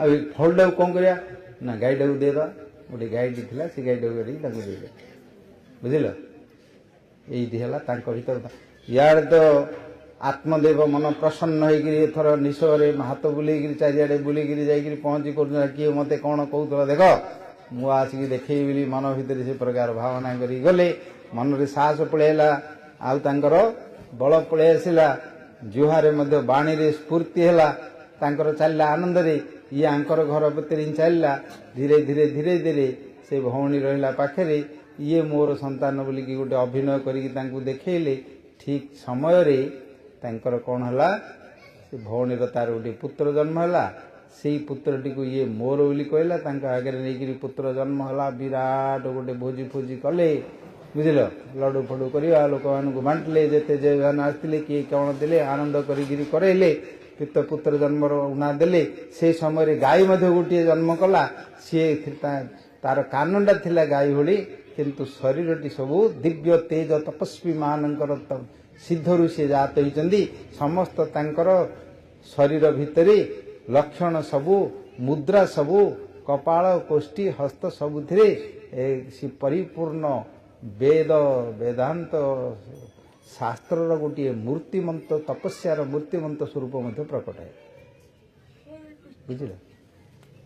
ଆନନ୍ଦ ଭୋଜି ହେଲା, ଗାଁ ଲୋକ ବୋଲେ ଦେଖ କେମିତି ଭାଗ୍ୟ ବଦଳିଗଲା, ଗାଈ ହେଲେ ଗୋଟେ ସନ୍ତାନ ଜନ୍ମ କରିଦେଲା, କେମିତି ଏତ ଆଜି ପର୍ଯ୍ୟନ୍ତ ରହିଥିଲା ତାର କିଛି ହେଇନଥିଲା, ସମସ୍ତେ ନିନ୍ଦା କରୁଥିଲେ ବୋଲି ମନେ ମନେ ଗାଁ ଲୋକମାନେ ଆସିଲେ, ସବୁ ଗାଁ ଲୋକ ଚାରିଆଡୁ ଦେଖିବାକୁ ଆସିଲେ। ତା ଗାଈରୁ ସନ୍ତାନ ଜନ୍ମ ହେଇଛି, ଗୋପୂର୍ଣ୍ଣକୁ ଦେଖିକି ପଳାଇଲେ। ଯାହା ପାଖରେ ଯୋଉଟା ଥିଲା କିଏ ତାଙ୍କ ଭିତରୁ ଧରିକି ସବୁ ଆଉଛନ୍ତି, ହଳଦୀ ତେଲ ଫେଲ ଧରିକି ଆଇଥାଉଛନ୍ତି, ଗାଁ ଗଣ୍ଡ ହଳଦୀ ତେଲ କିଏ ଆଣିଲା, ସୁନା ରୂପା ଆଣିଲା, କିଏ କ'ଣ ସବୁ ବହୁମତି ଦେଲେ, ଦେଇକିରି ତା ଭିତରେ ଘର ଏକଦମ ଆନନ୍ଦିତ ହେଇକିରି ପଳେଇଲା। ଚାଲିଲା ସେଟା କେତେ ଦିନ। ଇଆଡ଼େ ଭିତରେ ଆଙ୍କର ଭିତରେ ଦିଦି ଭଉଣୀଙ୍କର ସେଟଲ ହେଇକି ରହିଛନ୍ତି, ବୁଝି ଚାଲିଛନ୍ତି। ପିଲା ବଢିଲି, ବାପା ତ ଭାବୁଛି ମୋର ପୁଅ ବୋଲି ଭାବିଥାଉଛି, ଧୁନ୍ଦୁଳା ଭାବିକି ସେ କ'ଣ କରୁଛି ତାଙ୍କ ପାଇଁ ସେଠୁ ନାମକରଣ କଲେ। ନାମକରଣ କଲେ, ଇଏ କହିଲା କିଏ ଧୁନ୍ଦୁଳି, ମୋ ନାଁରେ ଏକା ନାଁଟା ଦେବାର ଅଛି। ମୁଁ 10 ମାସ ଜନ୍ମ କରିଛି, କେତେ କଷ୍ଟ କରି ରହିଛି, ମୋ ନାଁରେ ଏକା କରିବା ଅଛି ବୋଲି କହିଲା। ହଉ ତୋ ନାଁରେ କ'ଣ ନା ଧୁନ୍ଦୁଳାକ୍ଷ ବୋଲି ନାଁଟେ ଦେଲେ, ଧୁନ୍ଦୁକାରୀ। ବୁଝିଲ? ଧୁନ୍ଦୁକାରୀ, ହଉ ଧୁନ୍ଦୁକାରୀ ବୋଲି ତା ନାଁ ହେଲା। ଗାଈଙ୍କର କାନ ଥିବାରୁ ତାଙ୍କ ନାଁ ଗୋକର୍ଣ୍ଣ ହେଲା। ଏ 2 ଜଣ ଯାକ ଧୀରେ ଧୀରେ ବଢିଲେ। ଯେହେତୁ ସିଏ ଗୋଟିଏ ରାକ୍ଷସ ଅସୁର ଭାବରେ ସେ ଜନ୍ମ ହେଲା। ସେ ଯୋଉ ଧୁନ୍ଦୁକାରୀ, ଇଏ ଗୋଟିଏ ଦେବତାଙ୍କ ଅଂଶରେ ସାକ୍ଷାତ ବୃହସ୍ପତିଙ୍କର ଭଳି ପାଠ ଶାଠ ପଢ଼ିବା, ସଂଯତରେ କଥାବାର୍ତ୍ତା କରିବା, ଚଳିବା ସବୁଥିରେ ଇଏ ଥିଲା। ୟାଙ୍କର ପୁରାପୁରି ଓଲଟା। ସେ ପିଲାବେଳୁ ସେ ବେଣଣ୍ଡ ଭଳିଆ ତାର ବ୍ୟବହାର। ପିଲାମାନଙ୍କ ସାଙ୍ଗରେ ଖେଳୁଥିବ, ମାରିଦବ ମଧ୍ୟ ତାଙ୍କୁ। ଦୟା ନାହିଁ, ନିର୍ଦ୍ଦୟ, କର୍କଶ, କଠିନ ଶରୀର ମଧ୍ୟ ତାର। ବୁଝିଲ? ଏ ପ୍ରକାର ସେ ବିପରୀତ ଭାବରେ 2 ଜଣଙ୍କର ଗତି ହେଲା। ଧୀରେ ଧୀରେ ପିଲା ବେଳୁ ସମସ୍ତଙ୍କୁ ମାରିଲା, ପିଟିଲା, କାହା ଘରେ ନିଆଁ ଲଗେଇଦେଲ, ଖେଳୁଥିବ ପାଣିରେ ବୁଡୁଥିବ, କାହାକୁ ଇ କରିଦେବ। ବହୁତ ଚିତ୍କାର କଲା ତା ଯୋଗୁଁ, ଏବଂ ତାର ବାପା ମା ବହୁତ କଷ୍ଟ ପାଇଲେ ଏ ଲୋକମାନଙ୍କର ଦଳି ଭିତରେ। ଆଉ ଇଏରେ ଗୋକର୍ଣ୍ଣ ପଢ଼ାଶୁଣା କରିକି, ଶାସ୍ତ୍ର ଅର୍ଜନ କରିକି, ସବୁଥିରେ ଜ୍ୟୋତିଷ ଶାସ୍ତ୍ର, ବେଦ ଯଜ୍ଞ ହୋମ, ଛନ୍ଦ, ବ୍ୟାକରଣ, ଶିକ୍ଷା, କଳାପ ଇତ୍ୟାଦି ସବୁ ବେଦ ବେଦାଙ୍ଗ ସବୁଥିରେ ଧୁରନ୍ଧ ହେଇକିରି ଗଲେ। ଏ ପ୍ରକାର ଟିକେ ଟିକେ ଦେଖିଥିବୁ ଯୌବନ ବୟସ ପଳେଇଲା। ବୁଝିଲ? ଯୌବନ ବୟସ ପଳେଇଲେ ଲୋକମାନଙ୍କର ମତି ଆହୁରି ମଦ ଯେତିକି ଥିବ ତାର, ମଦନଙ୍କର ବଳରେ ଆହୁରି ମଦରେ ଉନ୍ମତ୍ତ କରିଦେବ ସେ ସମସ୍ତଙ୍କୁ। ଖାଲି ଦେଖୁଥିବେ, ଯାଇକି ଦର୍ପଣଟାକୁ ଦେଖୁଥିବେ, ମୁଣ୍ଡାକୁ ଦେଖୁଥିବେ, ଗୋଟାକୁ ଦେଖୁଥିବେ, ନାଗୁଟାକୁ ଦେଖୁଥିବେ, ଜାଗୁଟାକୁ ଦେଖୁଥିବେ, ମୁଁ କେଡ଼େ ସୁନ୍ଦର, ମୋତେ କିଏ ଅନେଇବ, କେତେ କ୍ୟାଡ଼େ ଆଣିବ, ସବୁବେଳେ ଇଏ ତ ଆସିବ ସମସ୍ତଙ୍କୁ ନାଇଁ କି? କେତେ ଫ୍ୟାସନ, କେତେ କଟିଂ, କେତେ କ'ଣ କମ୍ପାନୀ ଯାହା ଖୋଲିକି ରଖିଛନ୍ତି, ସବୁ ବସିକି ରଖେଇଛନ୍ତି ସମସ୍ତଙ୍କ ପାଇଁ। ବୁଝିଲ? ଏଇ ଯୌବନ ସମୟରେ ଉନ୍ମତ୍ତ କରିବ ସମସ୍ତଙ୍କୁ କନ୍ଦର୍ପର ବେଗରେ। ସିଏ ମଧ୍ୟ ସେଇଥିରେ ପଡ଼ିଲା। ସଂଯମୀ ଲୋକମାନଙ୍କ ପାଖରେ, ଧାର୍ମିକ ଲୋକମାନଙ୍କ ପାଖରେ ତ ସେଇଠି ତାର ସୌନ୍ଦର୍ଯ୍ୟ, ରୂପ, ଗୁଣ, ଗରିମାର ଶୋଭା ପାଏ। କିନ୍ତୁ ଯେଉଁମାନେ ଅସଂଯମୀ ଲୋକ, ଅଜିତେନ୍ଦ୍ରିୟ ଲୋକ, ତାଙ୍କୁ ତ ସବୁଥିରେ ନରକକୁ ନେଇଯାଏ। କାମ, କ୍ରୋଧ, ଲୋଭ ଇତ୍ୟାଦି। ସେଇ ଧୁନ୍ଦୁକାରୀର ସେଇ ଅବସ୍ଥା ହେଲା। ବେଶ୍ୟାମାନଙ୍କ ପାଖରେ ମିଶିଲା। ଯାହା ପଇସା ପତ୍ର ଯାହା ଘରେ ଥିଲା, ବାପା ମା ସାଇତି କରି ରଖିଥିଲେ, ଟଙ୍କା ପଇସା ସବୁ ନେଇକି ଦେଶୀ ବିଦେଶୀ ଠିପି ଖୋଲା ଠିପି ବନ୍ଦ ସବୁ ପକେଇକିରି ତାଙ୍କ ସାଙ୍ଗରେ ବେଶ୍ୟା କରି ଯାଇକି ଟଙ୍କା ପଇସା ସବୁ ସାରିଲା, ଇଆଡ଼େ ଗଲା। ବୁଝିଲ? ଆଉ ମା କହିପାରୁନି କାହାକୁ କିଛି, କହିବ କ'ଣ? ଇଏ ତ ନାଁଟା ମୋର ଜନ୍ମ ହେଇଛି, ତାକୁ ଧୁନ୍ଦୁକାରୀ ବୋଲିକି ଦେଇଛି। ଆଉ ବାପା ତ ଜାଣିଛି ତପସ୍ୟାଙ୍କର ଫଳରେ ଆଇଛି, ଇଏ ଭିତରର କାର୍ଯ୍ୟ ହେଇଛି ବୋଲି କିଏ ଜାଣିଛି। ଏମିତି ହଉ ସିଏ ସବୁ ଶେଷ କରିଦେଲା। ଯାହା ପଇସା ପତ୍ର ଯାହା ଥିଲା ନେଇକି ବିକି ଭାଙ୍ଗ କରି ଶେଷ କଲା। କଥା କହିଲେ ମାଆକୁ ବାଡ଼େଇ ବିଲା, ବାପାକୁ ବାଡ଼େଇ ବୋଲି କହିଲା, ପିଟିକି କହିଲା, ମଦ ପିଇଲା, ଝାଡ଼ କଲେ, ଯାହା କିଛି କରୁଛନ୍ତି ଦେଖିବ ସବୁ ଗାଁ ଗଣ୍ଡାରେ ହେଉଛି ମଧ୍ୟ ଗୋଟେ ଗୋଟେ ଶେଷ କରିଦେଉଛନ୍ତି। ସେମିତିକାର ତାର ରୂପ ହେଲା। ଦିନେ ଘଟଣା ହେଇଛି, ଇଏ ଯାଇଛନ୍ତି, ଫେରୁଛନ୍ତି ବଜାର ଭିତରେ, ଗାଁ ଲୋକମାନେ ସବୁ କହିଲେ, ନିନ୍ଦା କରିଛନ୍ତି, କିନ୍ତୁ ତପସ୍ୟା କରିକି ତ ଗୋଟେ ପିଲା ନଥିଲା ପାଇଛନ୍ତି, ଆଉ କ'ଣ କରିବେ, ଭାଗ୍ୟ ସୁମାରିକି ରହିଛନ୍ତି। से मने मने भाविला पिलाटी नथिला सारा भल होइथिला मु आनंदरे सुखरे रहिकिरी कोन करथिली जो पिलाटी हेगिरी मोर धन तो गला सम्मान गला नष्ट होला बाड़ुची मारुची कोन करू उपाय कोन भाविला दिने जाउची से गोटे बेश्या सांगरे हाथ पकई धरिकी तांगे सांगरे पीकिरी धरिकी आउची आ तो तांका आगे तो कहि थाउची मोर बापा एडे बड़ धनी मोर एते बड़ ये अछि सी अछि बोली कहि थाउचंदी ना लोक गुडा सब किछि नथिले मते कार चोरी कर धरिकी पळे आइबे आगिरी कहि देबे से कहला कहला बाटरी ये जाउचंदी आंकु दिन देखि देला पी तार तो होश नै आसी धरि पकेला बाबा कोन धरच दियो रे धरला तांको भीतर आसी तांको बाटरी कौन करी अपदस्थ एमती हेले जो वाक्यटा शुणिकी बण को जाइए एबे तार पाखु जो कथा शुणिले से मरीगला ढुले अधिक निजक कले शेष समय शेष आसले कांदी कांदिकी घरे रही कौन करूँ ए जीवु कड़े पैसा पत्र सब शेष होगा धन संपत्ति पड़ा बुढ़ा होगलु ये जो मारी पिटी उड़ी कौन कर विपत्ति अच्छी पुओ को आसिक पचारे गोकर्ण को गोकर्ण पचारे गोकर्ण जो कथा से ऋषि कही से कथा कहली किए माया संसार किए कार गृह अपत्य शरीर को नहीं देह देह स्वादेय एवं घर एवं पुत्र कन्या स्त्री पुत्र ये सब माया या छाड़ी वैराग्य रस रसिक हब भी भविष्य वैराग्य रस या त्याग करी भगवान आराधना कर धर्मं भजस्व त्यज ग्राम्य धर्मम ये ग्राम्य धर्म व्यवहारिक धर्म शारीरिक धर्म या छाड़ आत्मधर्म भगवान को आराधना करी से धर्म नित्य धर्म को कर एवं संसार मुक्ति पाइब मनुष्य जन्म पाइच बोली से कथा कहले एबे तांकर प्रकृत वैराग्य आसला पूर्वे तो जाइथिले क्रोधरे जाइथिले कि निंदारे जाइथिले कि नहले दुखरे जाइथिले एबे ज्ञान पाइले पुत्र को पुत्र मारला आसिकी पैसा दियो गोईठा मारल बोली कहला से कहला एटा गोईठा नहीं एटा तार आशीर्वाद एटा नहले तुम वैराग्य आंतानी घर समंदा जानते कि भल होता पाखे रही था आशीर्वाद दीची तुम जय जाइए आउे साधन कर पुणी से छाड़ दे पड़ेले से ऋषि मुनि पाखे मिसिकी आउ थे भगवान लीला चरित्र कथा समस्त श्रवण कीर्तन कर मुक्ति पाई पड़ेले याडे कौन है गोकर्ण जी थे सी तपस्या करने तीर्थ करने सी पड़ेले माँ पुओ दुई जन रहिले आ माँ पाखे पैसा पत्र किसी ना माँ को बाड़ेला पैसा दे माँ कौन कर किए ना आहा करने कांदिला कांदिला कांदिला कांदिला दुख दुख कला दिने आउ सही पारानी रात कूँ थी सी कूरे डेगी आत्महत्या कर मरी आउ रहा ये एका कौन कर आउ किए तो घरे नहीं गला जो सब बेश्या मान सांगे मोर धन संपत्ति अच्छी आम घरे किए ना बापा पड़ेले को माँ किए पड़ेले भाई पड़ेले किए रही 5 जन को डाक धरिकी आसला गोटे गोष्ठी थे भितर भौणी भौणी मिसिकी थे से डाकी धरी आसला घरे रखिला मदिरा पीवा पैसा तो नहीं चोरी कर आंके जानती बड़ पैसा अच्छी धन संपत्ति सब धन संपत्ति दौ थाए बड़ आसी घर रहिले बड़ घर हो सब सुविधा अच्छी आनंदित हो पाखे रहिले ये जो चोरी कर तो जानती दिने कौन कर नथिला जनकर जाकि राजा घर भितर पशि जाइए पेड़ी सुंदुक से राणी जहाँ था धरिकी पड़े सिपरी मैंने गोड़े राजा मानकर ये जिते धरिकी आसला आगे आनिकी पेटा को खोलदेला कहला देख आनी धरचु से मैंने जानीदे युवाक सब कौड़ जाकि राजा बाड़ू धरी पड़ी आसी एवं राजार सिपाही मैंने जदि देखिए आम या पिंधार जदि देखिए आमको तो मारे फाँसी देवे या भी मारे एवं आम करवा कौन याडू फिटिया कि आमको छाड़बनी ये आपको जदि आम छाड़िक पलैया आमको ये छाड़बनी जोटी गले आमको धर आमको हैरान कर कौन कर आमको विपत्ति आसला ये घर रहिले असुविधा गले असुविधा ये जो सुना रूपा अलंकार आनी आपको रखिले असुविधा कौन करिया बोली से भितर भाड़ी पड़ा चिंता कले कहले आपको मारदार अच्छे ना आमको आउ त्राही ना से चिंता कले चिंता करी कौन कले राति शोची पिया पी कर दौड़ी ଆଣିକି ଗୋଡ଼ ହାତ ବାନ୍ଧି ଦେଇକିରି ଗଳାକୁ ଧରିକିରି ଟାଣିଲେ ଚିପିକିରି ମାରିବା ପାଇଁ। ୟାଙ୍କର ଭଳିଆ 5 ଜଣ ମାରିଲେ ତାକୁ କ'ଣ ହେବ? ସିଏ ତ ଏକାଥରେ ରହିଛି ଗୋଟେ ଭୀମ ଭଳିଆ ସିଏ ରହିଛି, ସେ କୋଠା ହେଇକିରି ଏ ଯାକ ଯେତେ ଚିପାଚିପି କଲେ ମଧ୍ୟ ସିଏ ମଲାନି କିଛି, ବାନ୍ଧିଛନ୍ତି।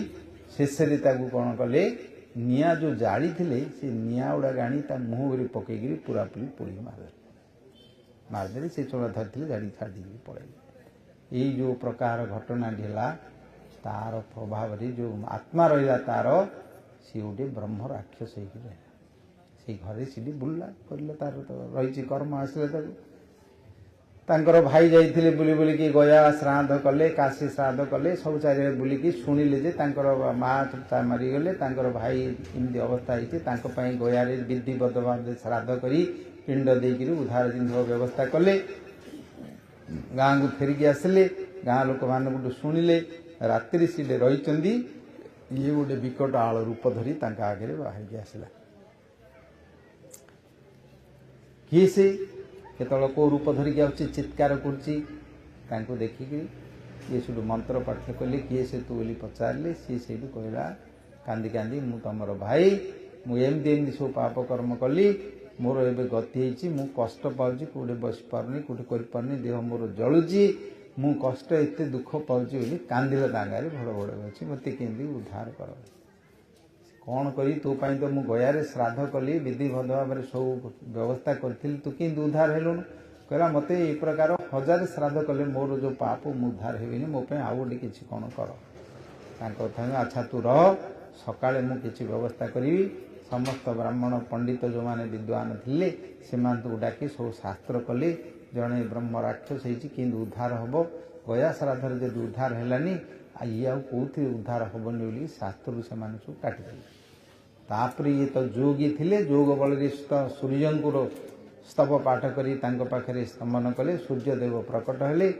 କେମିତି ଏ ଉଦ୍ଧାର ହେଲୁ? କହିଲେ, ଇଏ ଭଗବାନଙ୍କର ଚରିତ୍ର କଥା ଶୁଣିଲେ, ଯେଉଁ ନିର୍ଗୁଣ କଥା, ସଚ୍ଚିଦାନନ୍ଦମୟ ଭଗବାନଙ୍କର ରସମୟ କଥା, ଲୀଳା କଥା ଯେଉଁ ଭଗବାନ ଆସି ଅବତୀର୍ଣ୍ଣ କରିଛନ୍ତି, ତାଙ୍କର କଥା ଯଦି ଶୁଣିବ, ସେ ଚେତନମୟ ଲୀଳା କଥା ରସ ଯେତେବେଳେ ତାର କର୍ଣ୍ଣପଥରେ ପ୍ରବେଶ କରିବ, ତାର ମନ ବୁଦ୍ଧି ବିବେକ କର୍ମ ଭିତରେ ଯାହା ସବୁ ପାପ ଅଛି ସେ ଧୌତ ହେବ।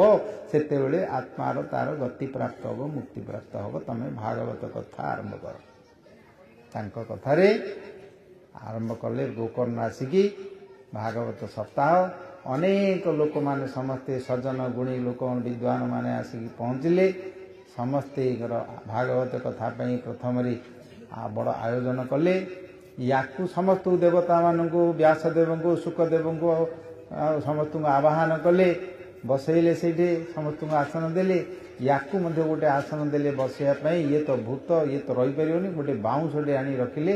ସେ ବାଉଁଶ ଭିତରେ, ଲାଇଟ୍ରେ ତ ରହିପାରିବନି, ଅନ୍ଧକାର ଭିତରେ, କଣା ଭିତରେ ସେ ଯାଇକି ପଶିକି ରହିଲା। କଥା ଆରମ୍ଭ ହେଲା ଭଗବାନଙ୍କର।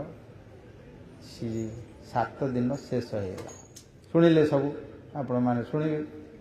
ଶୁଣିଲା ପରେ ସିଏ ଯାହା ଶୁଣୁଥାଏ, ତାକୁ ତ ଆଉ କିଛି ଭୋକ ନାହିଁ କି ଶୋଷ ନାହିଁ, ଆଣ୍ଠୁ ଗଣ୍ଠି ନାହିଁ, ତାକୁ କାଟିବାକୁ, କୁଆଡ଼େ ଯିବାକୁ, କି ପରିସ୍ରା କରିବାକୁ, କି ଝାଡ଼ା ଯିବାକୁ ନାହିଁ। ସେ ତ ପ୍ରେତ ଶରୀର ତାର।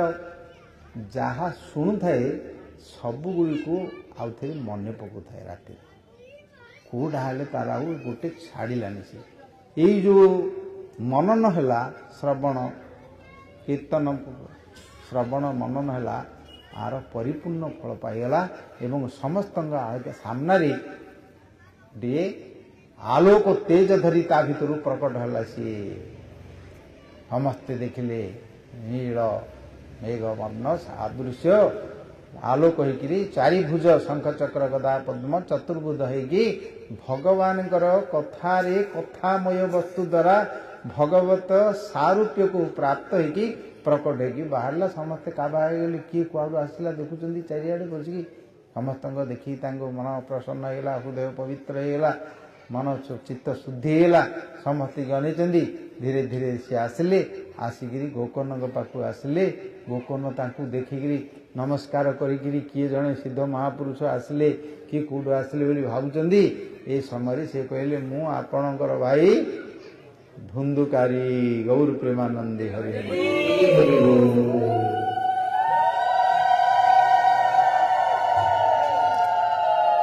ଆପଣଙ୍କର କୃପାରୁ ମୋର ଏ ପ୍ରେତ ଜନ୍ମରୁ ଉଦ୍ଧାର ହେଇକରି ମୁକ୍ତି ପାଇଲି, ଭଗବତ ପ୍ରାପ୍ତ ହେଲା ବୋଲି କହିଲେ। ଠିକ୍ ସେ ସମୟରେ ସମସ୍ତେ କାବା ହେଲେ। ନନ୍ଦ ସୁନନ୍ଦ ଗୋଟିଏ ରଥରେ ଆସିଲେ। ସେଇଠି ରଥରେ ଆସି ତାଙ୍କୁ କହିଲେ ଧୁନ୍ଦୁକାରୀକି, ଆସ ଯିବା, ଭଗବାନ ପଠେଇଛନ୍ତି ନେବା ପାଇଁ।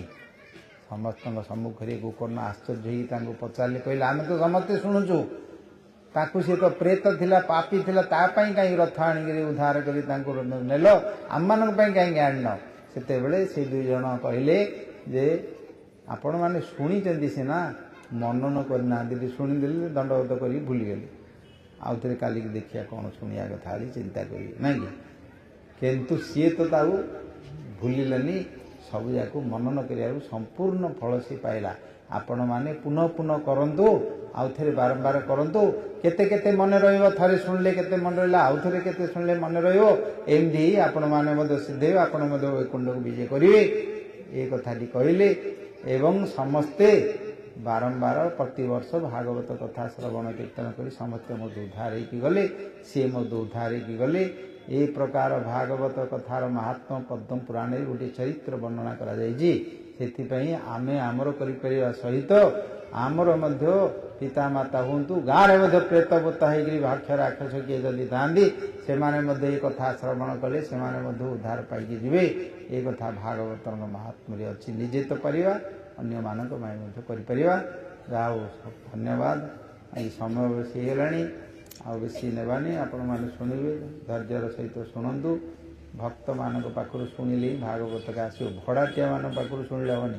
ବହୁତ ବକ୍ତା ଆପଣମାନଙ୍କୁ ନାଟକ ଭଳିଆ ମିଳିବେ, ଅଭିନୟ କଲାଭଳି, ଆଉ ସବୁ ବାଜ ଗୀତ ଇତ୍ୟାଦି କରିକି ଏମିତି ସବୁ କରି ଅଭିନୟ କରିବେ। କିନ୍ତୁ ସେମାନଙ୍କର ଆଚରଣ ଯାହାର ନାହିଁ, ତାର ଅନୁଭବ ଯାହାର ନାହିଁ, କେବଳ କଥା ଦ୍ୱାରା ଆକ୍ଟିଂ କରିକି ଯଦି କିଏ ଏମିତି କହୁଛି, ସିନେମାରେ କିଏ ଜଣେ ଯେମିତି ନାରଦ ହେଇକି ବାହାରି ପଡ଼ୁଛି, ତା ଭିତରୁ ମହାଦେବ ହେଇକି ବାହାରି ପଡ଼ୁଛି, ତା ଭିତରୁ ରାମ ହେଇଯାଉଛି, କୃଷ୍ଣ ହେଇଯାଉଛି, ଦେଖିକି ଲୋକମାନେ ତାକୁ ନମସ୍କାର କରୁଛନ୍ତି, ପୂଜା ମଧ୍ୟ କେତେ କରୁଛନ୍ତି। ତାପରେ ଦେଖିଲା ବେଳକୁ ବୋତଲ ଧରିକି କୋଉଠି ବୁଲୁଥିବେ। ସିମିଆର ଯଦି ଦେଖିକି ତାଙ୍କ ଠାରୁ ଶୁଣିବ ବୋଇଲେ ମଙ୍ଗ ହେବନି। ଶତାଂ ପ୍ରସଙ୍ଗାନମ ମୈର୍ଯ୍ୟ ସମ୍ବିଦ, ଶତାଂ ସାଧୁମାନେ ସାଧକମାନେ ଯେଉଁମାନେ ଆଚରଣ କରୁଛନ୍ତି, ଅନୁଭବୀ ଲୋକମାନଙ୍କୁ ଶୁଣିଲେ ସେଇ କଥା ଆମ ହୃଦୟରେ ପ୍ରବେଶ କରି ଆମକୁ ମଧ୍ୟ ଶ୍ରଦ୍ଧା, ଭକ୍ତି, ରତି ଏବଂ ସଂସାର ବୃତ୍ତି ଜାଗ୍ରତ ହେବ। ନିତାଇ ଗୌର ପ୍ରେମାନନ୍ଦେ। ଶ୍ରୀମଦ ଭାଗବତ ମହାପୁରାଣ की जय, हरिनाम संकीर्तन की जय। निताई गौर प्रेमानंदे। श्री कृष्ण गोविंद हरे मुरारे, हे नाथ नारायण वासुदेव। श्री कृष्ण गोविंद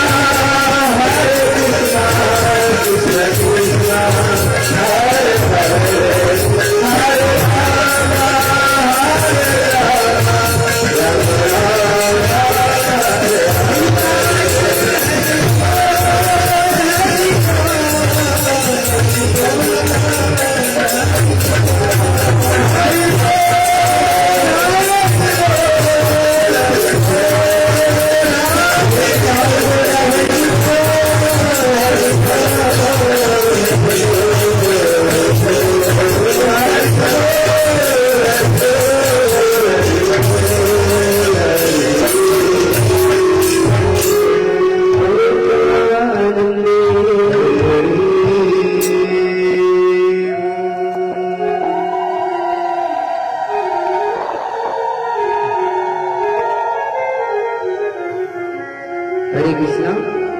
आज आमर जो प्रसाद सेवा है अन्न प्रसाद सेवा जे प्रदान कर श्रीपाद हरिपात्र, श्री चंद्र पात्र एवं श्री टूना पात्र से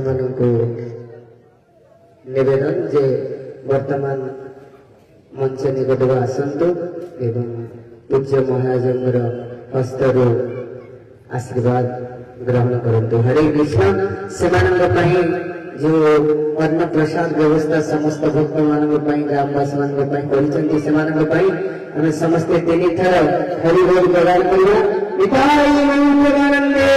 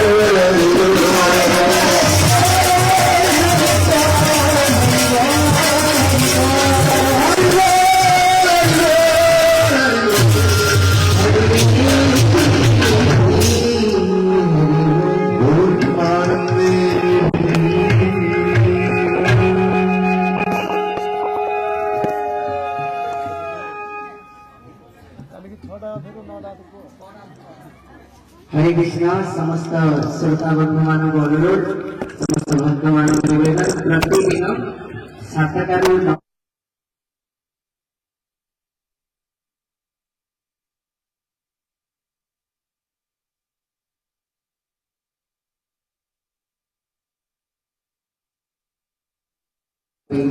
अमृतमय कथा आस्वादन करवा एवं समस्त समस्त प्रसाद व्यवस्था प्रसाद समस्त प्रसाद पाई जी। हरे कृष्ण। जय श्री गुरु गौरांग।